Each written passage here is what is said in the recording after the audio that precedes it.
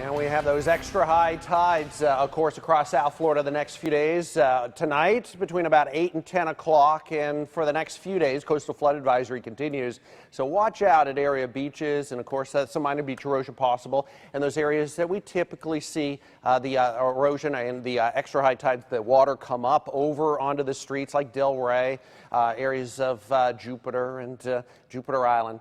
Watch out for those areas because we will more than likely see it tonight. And what happens is it'll slowly drop the high tide levels as we go through the week. We also have some showers on the radar tonight. Unfortunately, not great timing because we have the supermoon tonight. We had it last night. We had it tonight. It was technically full this morning just before 9 in the morning. So last night was very bright, and of course tonight will be very bright, but across South Florida it's going to be tough to see because there is rain on the radar all the way from Vero down into Stewart, down Port St. Lucie, Fort Pierce, trailing all the way back into the west coast of Florida.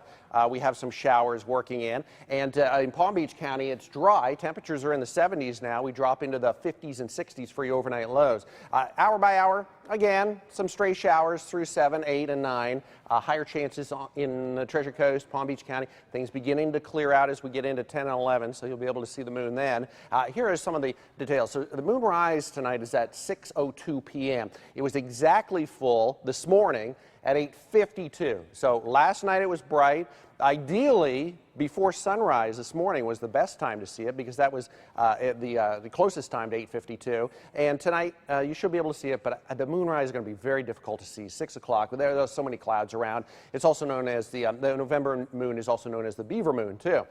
It's all part of a front that eventually pushes south. It's going to take a couple of days though. So we're into these clouds and kind of this messy mix through Tuesday. We start to get some drier air push in for Wednesday. It'll be cooler starting tomorrow. In fact, it's going to be tough to hit anywhere near 80 degrees on Tuesday. I think we'll do it in the second half of this week, and then a bigger front rolls in for the weekend, and it is a blast of cold air that should drop us into some pretty chilly numbers, 40s and 50s possible. We're watching that closely for the second half of the weekend and early next week. And look at this, we got a circle on the map. Oh, let me go back. I want to talk about this. This is in the Caribbean. 60% chance of developing this area of disturbed weather. The long-range computer models kind of meander around through the western Caribbean through this week, even into next week, and eventually drag it across eastern Cuba and then off into the Atlantic. This sometimes happens this time of year, so we could get a named storm before the season ends officially on November 30th. But at this point, a 60% chance. We'll watch it. At this point, it doesn't appear to be any kind of threat to Florida, but it could bring some heavy rainfall for the Caribbean this week. So watching that closely. All right, well, a few showers for boaters tomorrow. North winds at 5 to 10 and seas of 2 to 4. Overnight 65, some 50s inland. Cloudy, some showers, obviously some rain already on the Treasure Coast, Palm Beach County. Look for a few showers too. Partly sunny tomorrow, but showers still lingering. 77 the daytime high. And finally getting into some brighter weather. A little warmer, not much though.